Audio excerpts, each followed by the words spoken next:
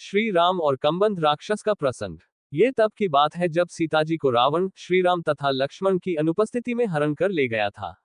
जब तक दोनों वापस लौटे सीता जी कुटिया में नहीं थी। ये देख श्री राम व्याकुल हो उठे। वे समझ नहीं पा रहे थे कि आखिरकार सीता कहाँ गईं, और उनकी खोज में दोनों जंगल की ओर निकल गए।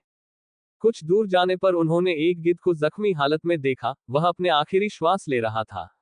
वह था जटायु। उसने बताया कि उसने श्रीराम की पत्नी सीता को देखा है। लंका का दुष्ट राजा रावण उसे अपने साथ ले गया।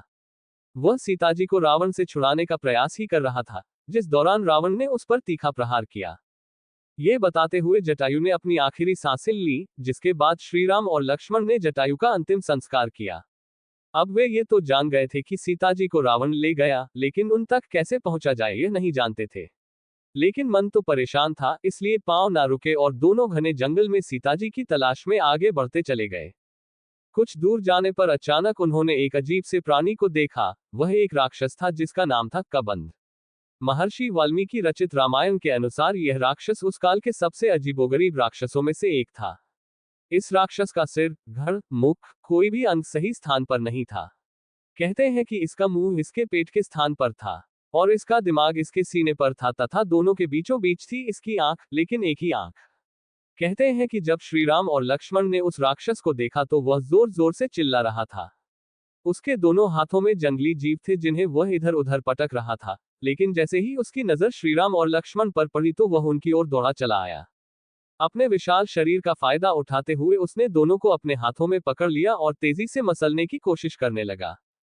लेकिन तभी बेहद कुशलता से श्रीराम और लक्ष्मण ने कबंध के दोनों हाथ काट दिए। हाथ कटकर धरती पर गिरे और दोनों राक्षस की कैद से छूट गए। दूसरी ओर कबंध स्वयं भी दर्द से कराहता हुआ जमीन पर आ गिरा। अपने सामने श्रीराम को देख वह समझ गया कि वे कौन है। वह विनम्रतापूर्वक श्रीराम की ओर बढ़ा और बोला, हे देव, मैं तो आप ही का इंतजार कर रहा था। मैं जानता था कि मुझ पापी को इस दंड से मुक्ति देने के लिए आप जरूर आएंगे। कबंध ने बताया कि वह पिछले जन्म में एक ऋषि पुत्र था, लेकिन वह कुछ दुष्ट मिजाज का था। वह तपस्या में लीन अन्य ऋषियों को तंग करता और राक्षसों जैसे वेश बनाकर उनकी साधना भंग करने पहुंच जाता। उसकी इन्हीं हरकतों से तंग आकर एक ऋषि ने उसे हमेशा के लिए राक्षस बनने का श्राप दे दिया, जिस कारणवश वह इस अजीबोगरीब कबंध राक्षस के वेश में जंगल में भटक रहा था। लेकिन आज वह श्रीराम द्वारा मुक्त हुआ है। अपनी मुक्ति से प्रसन्न होकर उसने श्रीराम से वहां आने का कारण पूछा। तब मालूम हुआ कि वे दोनों उस घने जंगल में माता सीता की खोज में आए हैं, जिसे दैत्य रावण अपने साथ ले गया है। वजह जानने पर कबंध हैरान हो गया और श्रीराम को सचेत करने लगा कि रावण बेहद अहंकारी दैत्य है। वह काफी बलशाली है। न केवल अन्य दैत्य बल्कि स्वयं देवता भी उससे भय खाते हैं। उसने सभी देवताओं को भी परेशान किया हुआ है। उसने कहा कि वह जानता है कि श्रीराम अपनी पत्नी को रावण की कैद से छुड़ाने के लिए हर संभव प्रयास करेंगे, लेकिन फिर भी वह एक ऐसा सुझाव देना चाहता है जिससे उनके बंद हुए मार्ग खुलते जाएंगे और अंत में वे अपनी अर्धांगिनी को लेकर ही आएंगे। रामायण ग्रंथ में कबंध तथा श्रीराम की इस वार्तालाप के ऊपर एक श्लोक मौजूद है। गच्छ शीघ्रमितो वीर सुग्रीव तम महाबलम वयस्यम तम कुरु क्षिप्रमितो गत्वाद्य राघव। अर्थात सुग्रीव ही वह शख्स है जो उन्हें सीता जी तक पहुंचने में मदद कर सकता है। उन्हें उसकी सहायता जरूर लेनी चाहिए।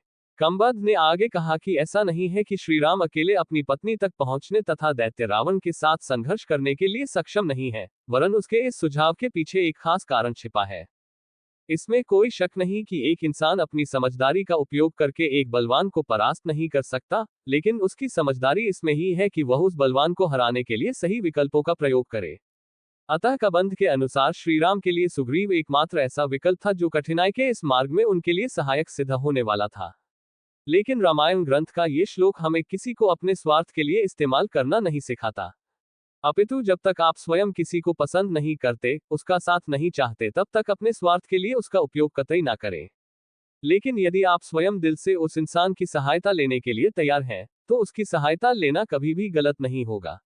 श्रीराम ने भी कुछ ऐसा ही किया। उन्होंने तो सुग्रीव से मदद लेने से पहले स्वयं उसको अपना राज्य वापस पाने में मदद की। इसके बाद ही उन्होंने अपने मिलने का कारण बताया।